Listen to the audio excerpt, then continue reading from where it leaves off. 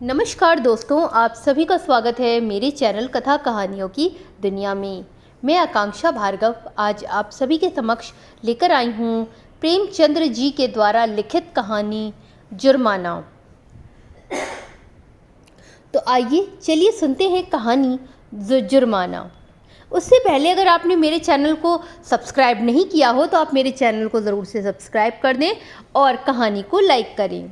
तो आइए चलिए सुनते हैं प्रेमचंद्र जी के द्वारा लिखित कहानी जुर्माना।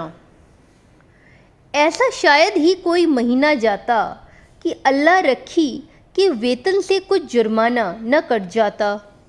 कभी कभी तो 6 रुपए के 5 रुपए ही मिलते, लेकिन वह सब कुछ सह कर भी सफाई के दारोगा खैरात अली खां के चंगुल में कभी न आती। खां साहब की मातहती में सैकड़ों मेहतरानियाँ थीं। किसी का वेतन न कटता, किसी पर जुर्माना न होता, न डांट ही पड़ती। खां साहब नेक नाम थे, दयालु थे, लेकिन अल्लाह रखी उनके हाथों बार बार ताड़ना पाती थी। वह कामचोर नहीं थी, बेअदब नहीं थी, फूहड़ नहीं थी, बदसूरत भी नहीं थी।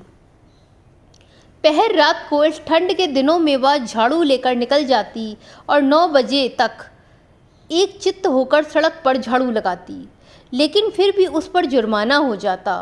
उसका पति हुसैनी भी अवसर पाकर उसका काम कर देता, लेकिन अल्लाह रखी की किस्मत में जुर्माना देना था। वेतन का दिन औरों के लिए हंसने का दिन था, लेकिन अल्लाह रखी के लिए रोने का। उस दिन उसका मन जैसे सूली पर टंगा रहता, न जाने कितने पैसे कट जाएंगे। यह परीक्षा वाले छात्रों की तरह बार बार जुर्माने की रकम का तखमीना करती। उस दिन वह थक कर जरा दम लेने के लिए बैठ गई थी। उसी समय दारोगा जी अपने इक्के पर आ रहे थे। वह कितना कहती रही, हजूर अली मैं फिर काम करूँगी, लेकिन उन्होंने उसकी एक ना सुनी थी। अपनी किताब में उसका नाम लिख लिया था। उसके कई दिन बाद फिर ऐसा ही हुआ था। वह हलवाई से 1 पैसे के सेवड़े लेकर खा रही थी। उसी समय दारोगा न जाने कहाँ से आया और फिर उसका नाम लिख गया। न जाने कहाँ छिपा रहता है, ज़रा भी सुस्ताने लगो कि भूत की तरह आकर खड़ा हो जाता है। नाम तो उसने 2 ही दिन लिखा था, लेकिन जुर्माना कितना करता है भगवान ही जाने। 8 आने से बढ़कर 1 रुपये ना हो जाए। वह सिर झुकाए वेतन लेने जाती और तखमीने से कुछ ज़्यादा ही कटा हुआ पाती। कांपते हुए हाथों से रुपया लेकर आंखों में आंसू भरे लौट जाती। किससे फरियाद करे, दारोगा के सामने उसकी सुनेगा कौन। आज फिर वही तलब का दिन था। इस महीने में उसकी दूध पीती बच्ची को खांसी और बुखार होने लगा था। ठंड भी काफ़ी पड़ रही थी। कुछ तो ठंड के मारे और कुछ लड़की के रोने चिल्लाने के कारण उसे रात भर जागना पड़ता था। कई दिन काम पर जाने में देरी हो गई थी। दारोगा ने उसका नाम लिख लिया था। अब की आधे रुपए कट जाएंगे, आधे भी मिल जाए तो गनीमत है, कौन जाने कितना कटा है। उसने तड़के बच्ची को गोद में उठाया और झाड़ू लेकर सड़क पर जा पहुंची। अभी वह दुष्ट गोद से उतरती ही न थी। उसने बार बार दारोगा के आने की धमकी दी। अभी आता होगा, तुझे भी मारेगा और तेरे नाक कान काट लेगा। लेकिन लड़की को अपने नाक कान कटवाना मंजूर था, परंतु गोद से उतरना मंजूर न था। आखिर जब वह डराने धमकाने दुलारने पुचकारने किसी उपाय से न उतरी, तो अल्लाह रखी ने उसे गोद से उतार दिया और उसे रोती चिल्लाती छोड़कर झाड़ू लगाने लगी। लेकिन वह अभागिन एक जगह बैठकर मन भर रोती भी न थी। अल्लाह रखी के पीछे लगी हुई बार बार उसकी साड़ी पकड़कर खींचती, उसकी टांग से लिपट जाती, फिर ज़मीन पर लौट जाती और कुछ क्षण में उठकर फिर रोने लगती। आखिर परेशान होकर अल्लाह रखी ने गुस्से में झाड़ू तान कर कहा, अरे चुप हो जा, नहीं तो झाड़ू से मारूंगी, जान निकल जाएगी। अभी वह कमबख्त दारोगा आता ही होगा। अभी अल्लाह रखी अपनी बेटी को धमका ही रही थी कि तभी दारोगा खैरात अली वहाँ आ धमके।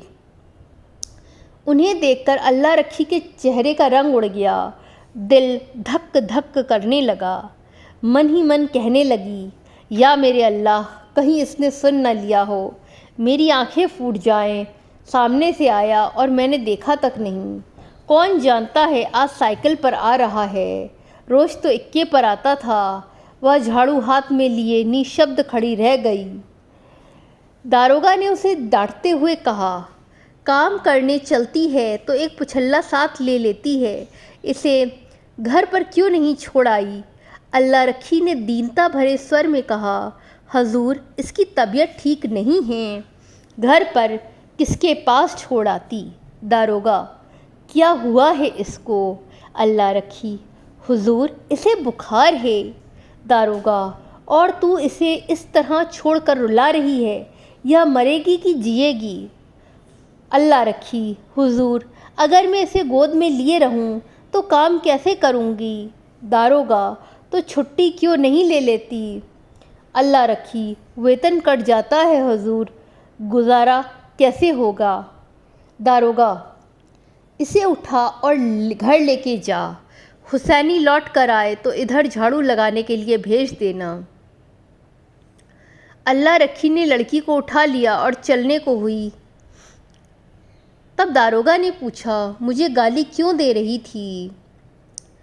यह सुनकर अल्लाह रखी की रही सही जान भी निकल गई। काटो तो खून नहीं। थर थर काँपती हुई बोली, नहीं हजूर, मेरी आंखें फूट जाएं जो आपको गाली दी हो। यह कहकर वह फूट फूट कर रोने लगी।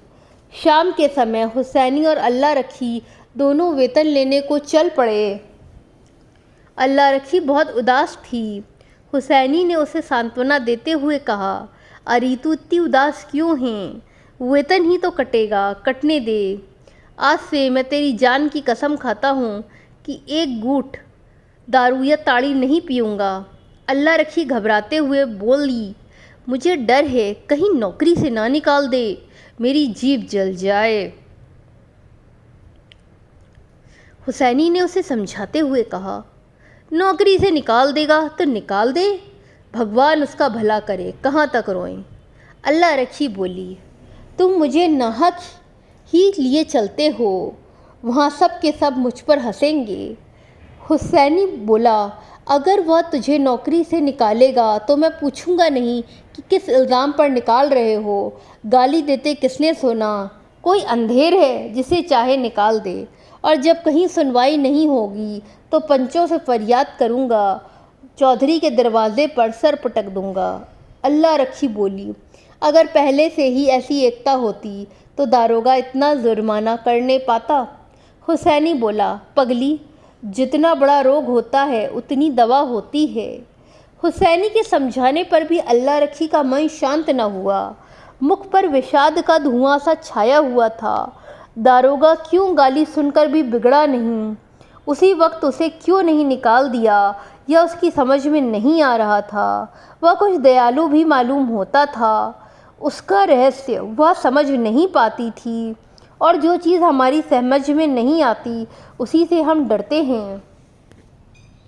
केवल जुर्माना करना होता तो उसने किताब पर उसका नाम लिखा होता।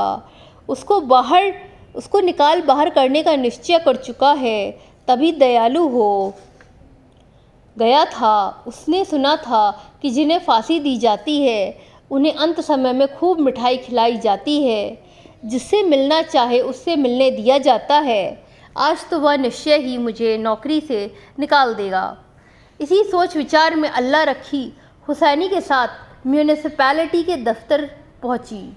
वहाँ हज़ारों मेहतरानियाँ जमा थीं, रंग बिरंगे कपड़े पहने, बनाव श्रृंगार किए। पान सिगरेट वाले भी आ गए थे, खोचे वाले भी। पठानों का एक दल भी अपने आसामियों से रुपए वसूल करने आ पहुंचा था। वह दोनों भी वहां जाकर खड़े हो गए। वेतन बंटने लगा। पहले मेहतरानियों का नंबर था। जिसका नाम पुकारा जाता था लपक कर जाती और अपने रुपए लेकर दारोगा जी को मुफ्त की दुआएं देती हुई चली जाती। चंपा के बाद अल्लाह रखी का नाम बराबर पुकारा जाता था। आज अल्लाह रखी का नाम उड़ गया। चंपा के बाद ज़हूरन का नाम पुकारा गया। जो अल्लाह रखी के नीचे था। अल्लाह रखी ने हताश आंखों से उस सैनी को देखा। मेहतरानियाँ उसे देख देख कर आपस में कानाफूसी करने लगीं। उसके मन में आया वह घर चली जाए। यह उपहास नहीं सहा जाता, ज़मीन फट जाती कि उसमें समा जाती।